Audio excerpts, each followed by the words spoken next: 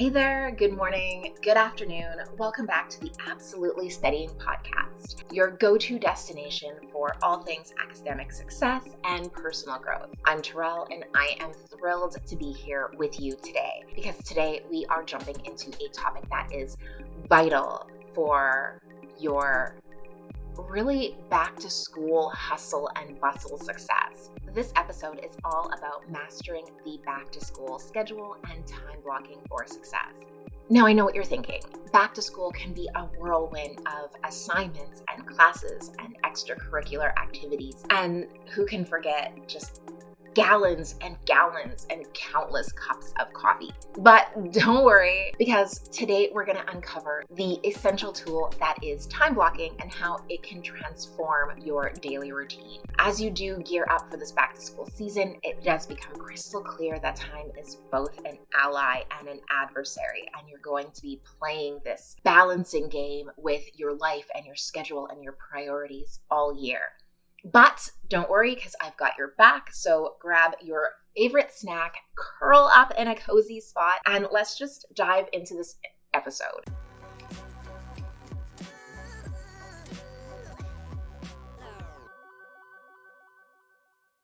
I am a big fan of the planner life, but it wasn't always like that. I remember in elementary school especially, I was an absolute mess when it came to my room, my desk, my planner. I remember we were forced to use those agendas, and you had to write everything that was for homework and then sign it and then get your parents to also sign it. And my parents were disconnected. They never signed it.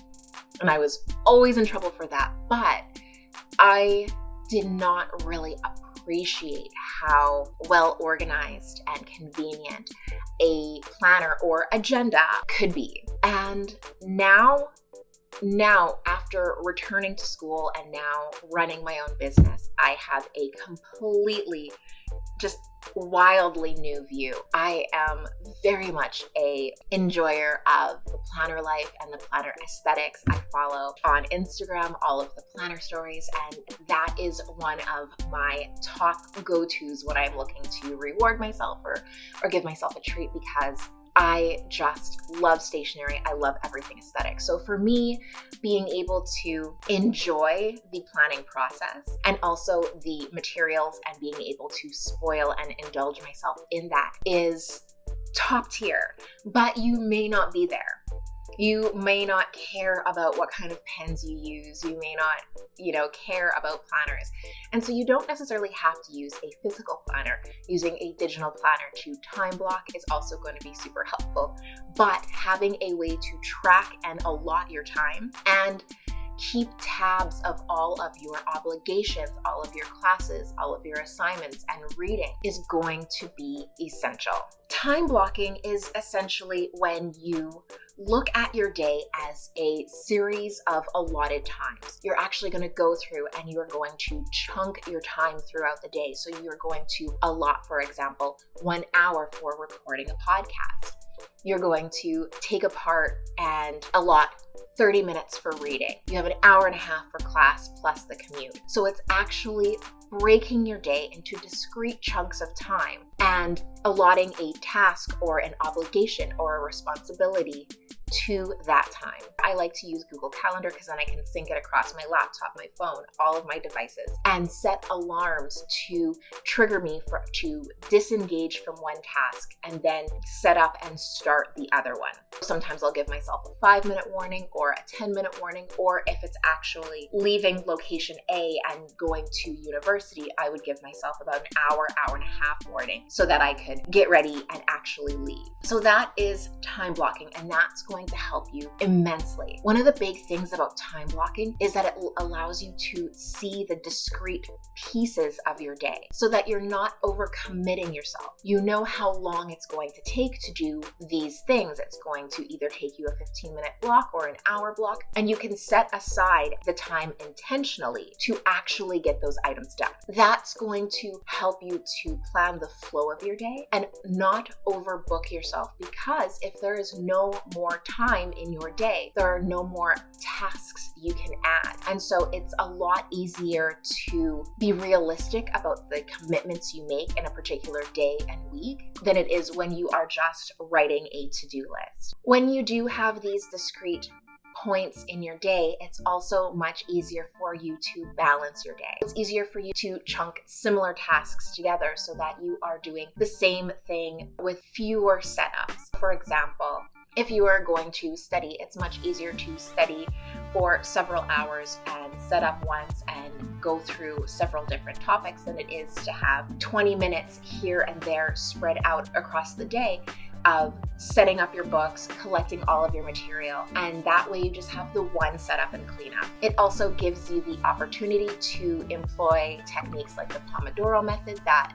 does encourage frequent breaks to be able to work on not burning yourself out and really being able to have a happy balance between the constructive and the downtime that you need to stay healthy, to stay mindful, to be able to have a healthy balance of rest and relaxation and productivity that you need to be able to keep going at your best. One of the big things about time blocking or your schedule in general is to be able to go through and start your batching, start actually scheduling things either at the beginning of the semester or at the beginning of the year. So block off as much time as possible for priorities.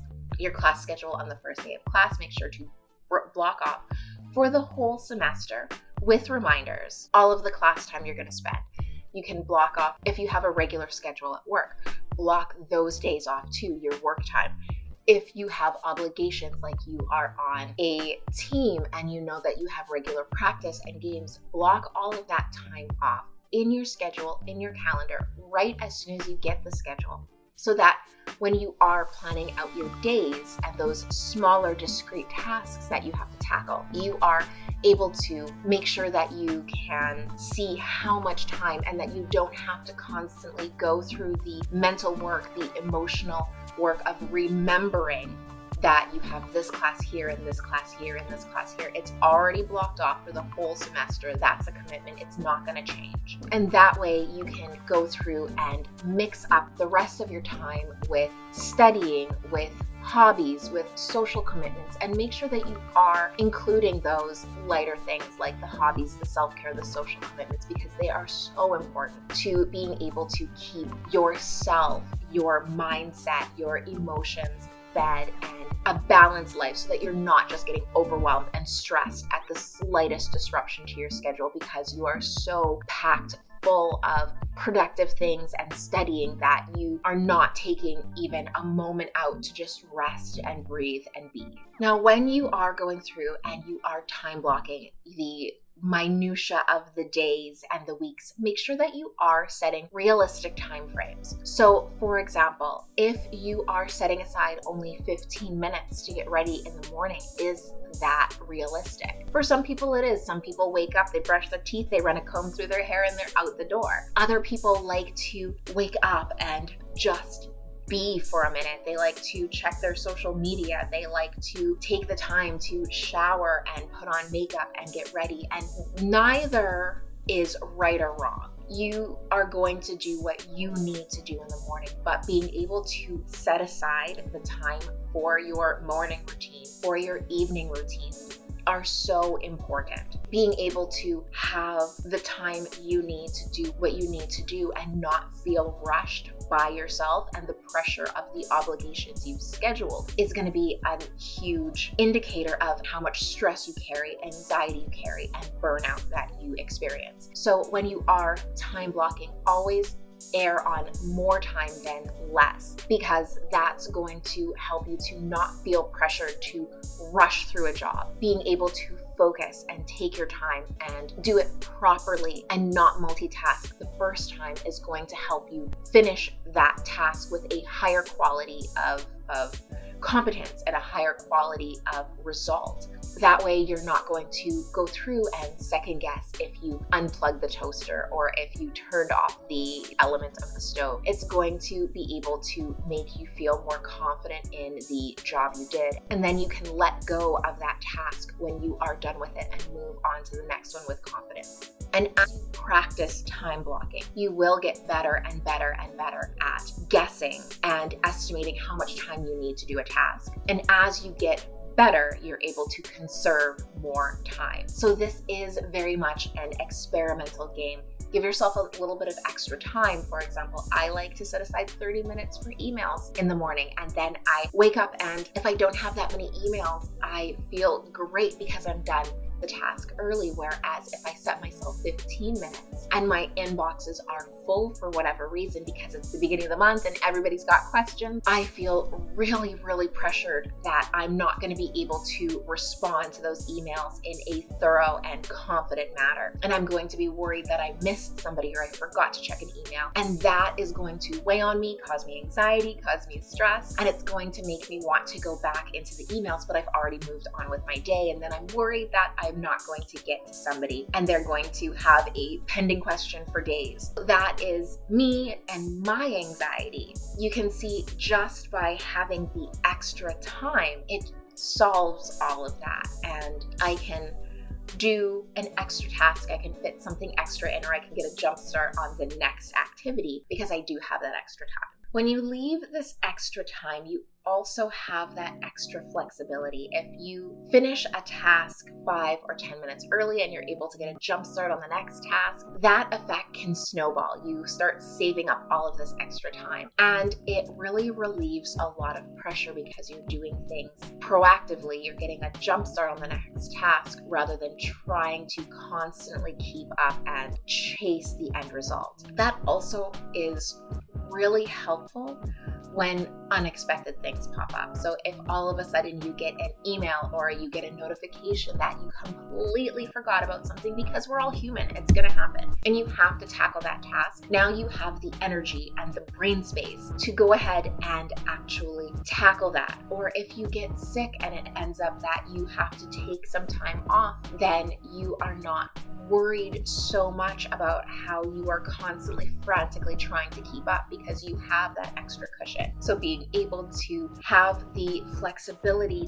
to have the little bits of discrete extra blocks of time, that they add up and they do give you that flexibility to be able to take an extra break in the afternoon to clear your head or to do some stretching or to take a walk, or being able to take on those unexpected obligations that just pop in, or take those hits when you are sick or you need the extra sleep. So having that flexibility, having the extra time, not packing your schedule completely full and having to race through every task is going to be able to really help you to have the flexibility and have that extra time to be able to roll with those punches.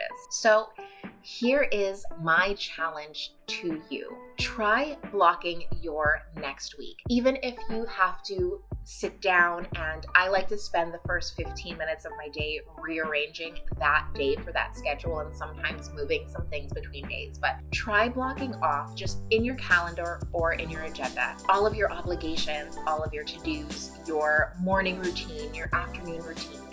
Use colors or anything that makes it make sense to you. I am a very visual person. I'm a very visual learner, so I like color coding my time blocking so that I can see at a glance what project it corresponds with, and then I will actually assign a specific task to it. So try that, try it out, try it for a week, and let me know how you are able to stick to it, how it makes you feel, if it gives you more confidence in your schedule. And as you start progressing through these tasks and having this little bit more scheduled, balanced life, if it makes you feel more accomplished. But that was a lot. We only went over time blocking, and that was already a ton of information. So I do want you to head down into the description or head down into the comments and leave your time blocking success stories. If it works for you, if you've tried it before, if this is something that you are going to try, or if you already do it but you learned something new. Leave those comments down in the description. For the entire month of September, I am talking all about time management and productivity, so this is going to be a series. Next week's episode is going to be about learning how to maximize your learning and your study strategies in minimal, discrete time chunks. So very, very related to this time blocking strategy, and I cannot wait for you to be able to get that next layer of information, that next layer of understanding and efficiency that you can pile on top of this time management. But thank you for spending this time with me today. If you did learn anything new, if you found this information useful, definitely subscribe and like this video and share this podcast with a friend that you know that is always running around with like a chicken with their head cut off and is always struggling with time management and focusing their attention on getting things in order. So that's all for today, and until next week, I hope you have an amazing adventure.